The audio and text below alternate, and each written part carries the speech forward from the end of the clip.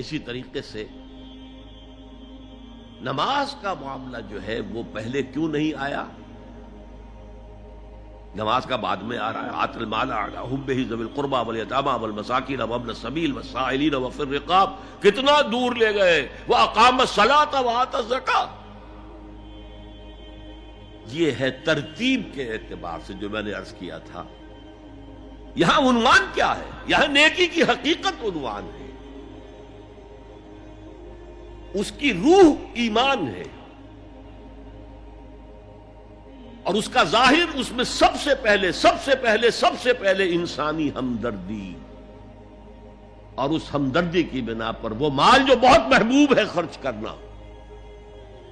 درد دل کے واسطے پیدا کیا انسان کو، ورنہ طاعت کے لیے کچھ کم نہ تھے کروبیاں. اگر یہ نہیں ہے تو کچھ نہیں. حضور نے فرمایا من یحرم الرفق فقد حرم الخیر کلہ. جو شخص دل کی نرمی سے محروم ہو گیا وہ کل کے کل خیر سے محروم ہو گیا. کسی کو دکھ میں دیکھو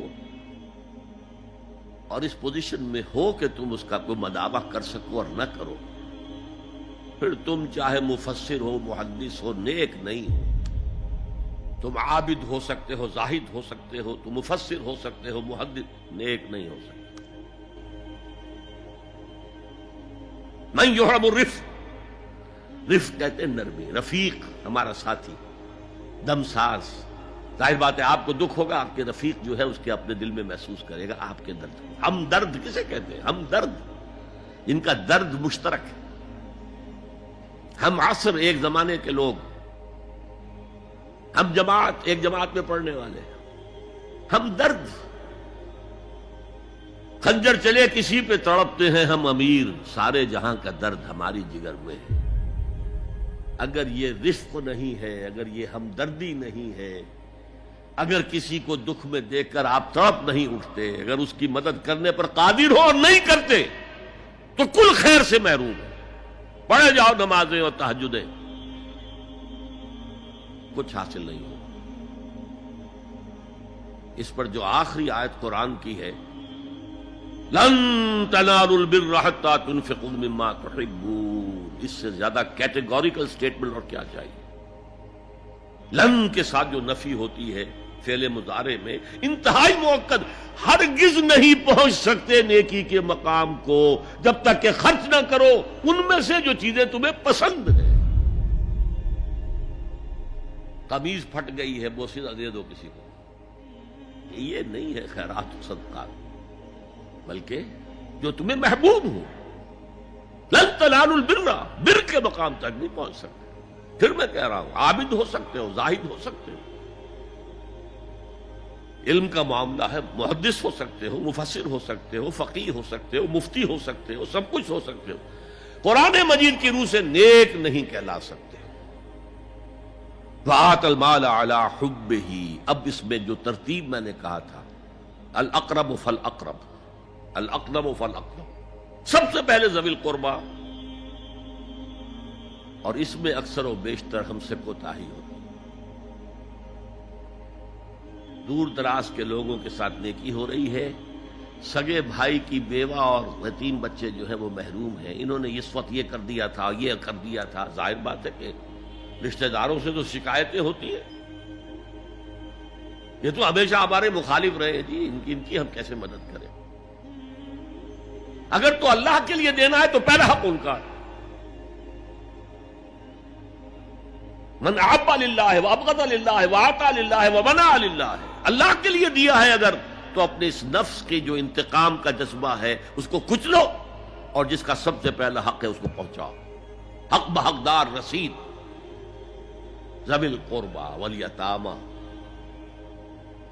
جو بے سہارا رہ گئے، باپ کا سایہ نہ رہا.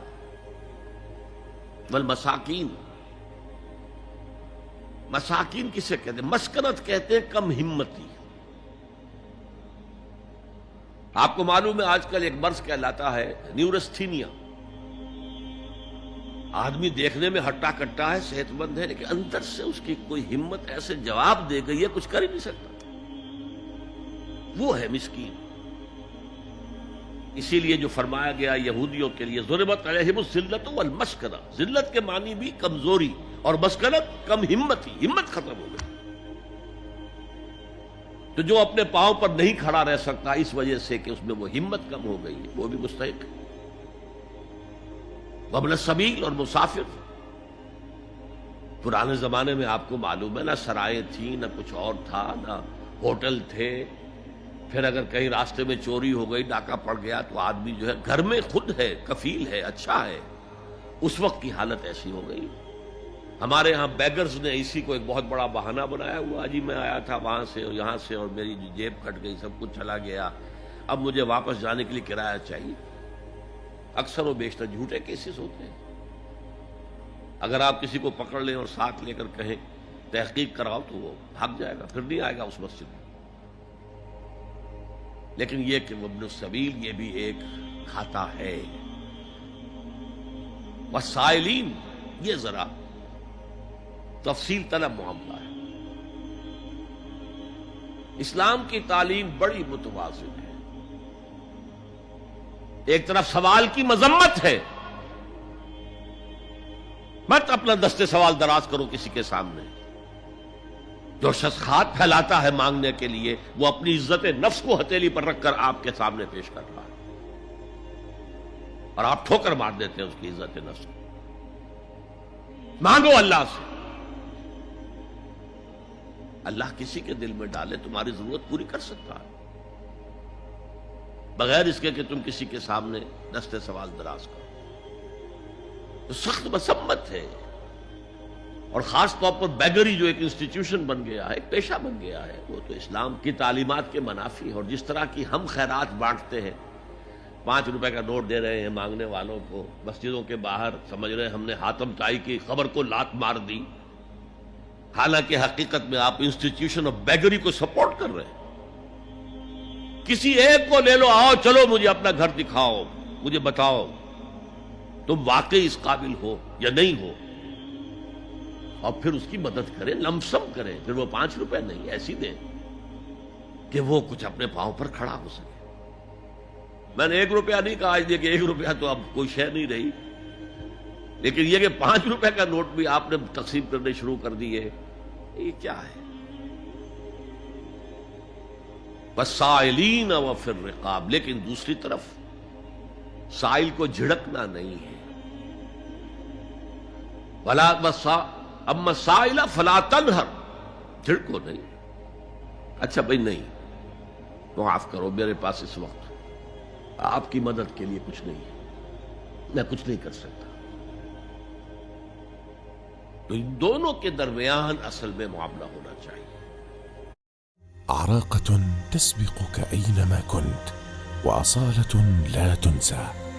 بلکہ یہاں تک بھی فرمایا سائل کو ضرور دو، چاہے وہ گھوڑے پر سوار ہو کر تمہارے دروازے پہ آیا. کیا پتا اس کی واقعی الجھن کیا ہے. تو سوال کی مذمت اور سائل کو جھڑکنے کی ممانعت. حتی الامکان خالی ہاتھ نہ لوٹاؤ. اس نے اپنی عزت نفس اپنی ہتھیلی پر رکھ کر تمہاری سامنے پیش کر دیا، اسے ٹھوکر نہ مارو. لیکن جیسا کہ میں نے عرض کیا، یہ انسٹیٹیوشن آف بیگری جو ہے یہ ایک علیحدہ شے ہے، بالکل اس کا اس سے کوئی تعلق نہ سمجھیے. وفی الرقاب، رقاب جمع ہے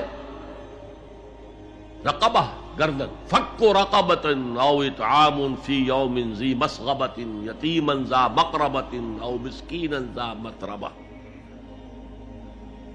فک رقبۃ، کسی کی گردن چھڑا دینا. اس وقت سب سے بڑی ایپلیکیشن اس کی تھی غلاموں کو، کنیزوں کو اپنے پیسے سے خرید کر آزاد کر دینا. بہت بڑی نیکی، بہت بڑی نیکی. اور حضرت ابو بکر رضی اللہ تعالی عنہ کے دفتر فضائل میں سب سے اونچا کام یہ ہے کہ جن غلاموں کو اور جن کنیزوں کو ستایا جا رہا تھا، دیئر اونرز، دیئر ماسٹرز، ان کے آقا کو حق حاصل تھا، جو چاہے کریں ان کے ساتھ، قتل کر دے، کوئی پوچھنے والا نہیں ہے. میں پہلے بھی عرض کر چکا ہوں، میری ملکیت ہے، جیسے میری بکری میری ملکیت ہے، میں نے اس کو ذبح کیا، گوشت کھا لیا، تم کون ہوتے ہو پوچھنے والے؟ میرا غلام تھا، میں نے قتل کر دیا، تم کون ہو پوچھنے والے؟ ان کو حضرت ابو بکر نے خرید کر آزاد کیا اور منہ مانگے دام دیے ہیں۔ حضرت بلال کے لیے امیہ ابن خلف نے اتنی بڑی رقم مانگی، حضرت ابو بکر نے کہا ٹھیک ہے لو۔ باپ نے کہا بھی ابو قحافہ نے، ابو بکر کو کوئی غلام خریدنا ہی تھا تو کوئی طاقتور آدمی جو کام آ سکے کہیں، اس کو خریدنا چاہیے۔ مجھے کیا پتا ابو بکر کس لیے خرید رہا اور کس کے لیے خرید رہا ہے۔ آج کے دور میں اس کی اپلیکیشن ہوگی، کوئی شخص جو ہے اگر قرض میں اس طرح جکڑا جائے کہ لاکھ ہاتھ پاؤں مارے نکل نہیں سکتا، اس کو کوئی لمپ سم مدد دے کر اس قابل کیا جائے کہ وہ پھر اپنے پاؤں پر کھڑا ہو جائے۔ یہ نہیں کہ اسے آپ ہر مہینے کچھ رقم دیتے رہے مینٹیننس کے لیے۔